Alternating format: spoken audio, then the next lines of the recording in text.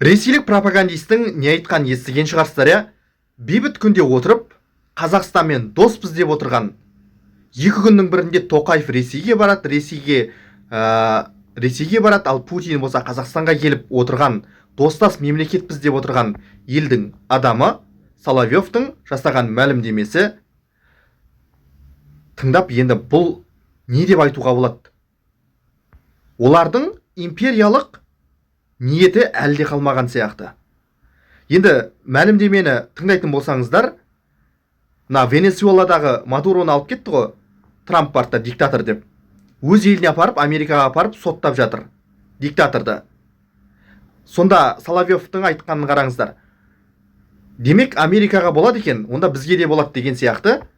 Мына Кавказ, Орталық Азия елдері сияқты, мына қазіргі Ресейдің ықпалы әлсіреп, қолдан сусып шығып бара жатқан аймақтар сияқты көрсетіп, қажет болса дейді, біз де осындай жасауға болады дегендей, яғни күшпен қайтарып алудың мүмкін екенін, оны жоққа шығармайтынын айтып, бұл мәлімдемесінен кейін қаншама халықтың, қоғам белсенділерінің ашу-ызасын туғызған болатын.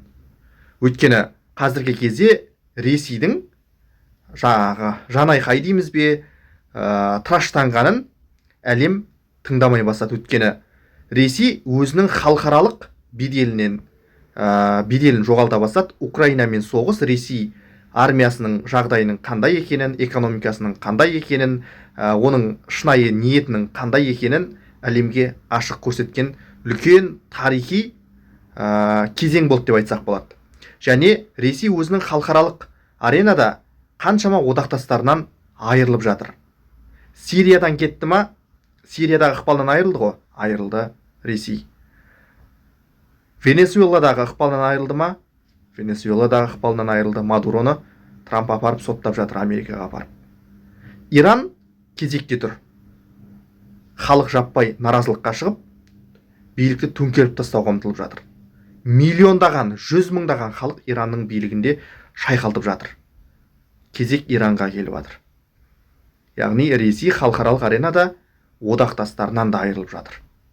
Қытаймен жылымық болғанымен, Қытайдан айтарлықтай көмек те ала алмай отыр. Өзінің газын қаншама тықпыштағанымен, Қытай да өз пайдасына бүтін халық. Сондықтан Қытай да әліптің артын бағып отыр. Бір сөзбен айтқанда, Ресейдің қанша шырылдағанын әлем еститін емес. Ал енді келіп, Соловьевтың айтып отырған мәлімдемесін қараңыздар. Америкаға болады екен Мадуро сияқты диктаторды алып кетуге, халықаралық құқықты ескермей. Ал бізге болмайды екен деген сияқты жаңағы мәлімдеме жасап, Орталық Азия елдеріне шүйлігіп отыр. Сонда мына Досым Сатпаев ағамыз, саясаттанушы, өте керемет жауап берді бұл адамға. Яғни бұрын империя болған мемлекеттермен одақтас болудан барынша аулағырақ болуға, олардың бәрібір табиғатында империялықтың бір жұрнағы қалады дегендей жауап берді. Яғни бұрын империя болған мемлекетпен достастым дегеніңмен, бәрібір олардың түпкі жүрегінің түкпірінде дейма, империялықтың белгілердің белгілі бір жұрнағы қалады деп отыр. Сонымен қатар қазіргі кезде Ресейдің жағдайының қалай күрт нашарлаған, тіпті ашық мұхиттарда ресейлік танкерді америкалықтардың қалай басып алған көрдіңіздер.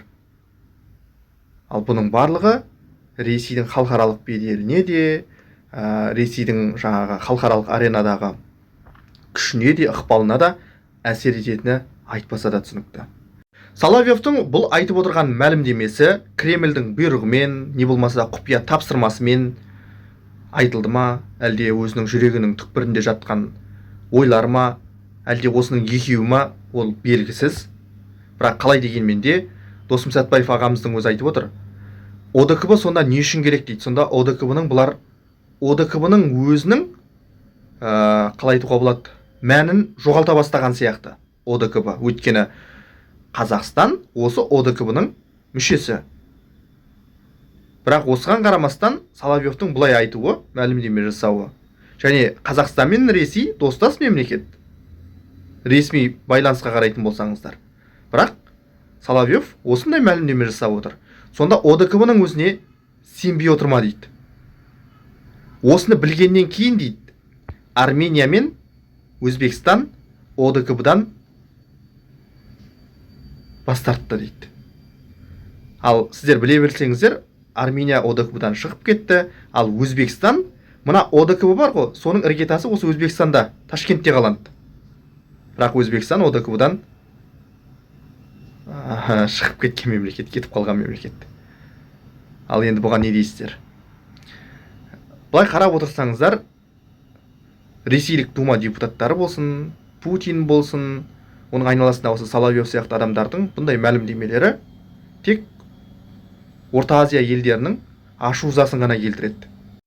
Біз достас мемлекетпіз, біз шекаралас мемлекетпіз деп екі күннің бірінде ауызбен айта бергенмен, осындай мәлімдемелерден кейін олардың шынайы ниеті қандай екені көріне бастағандай.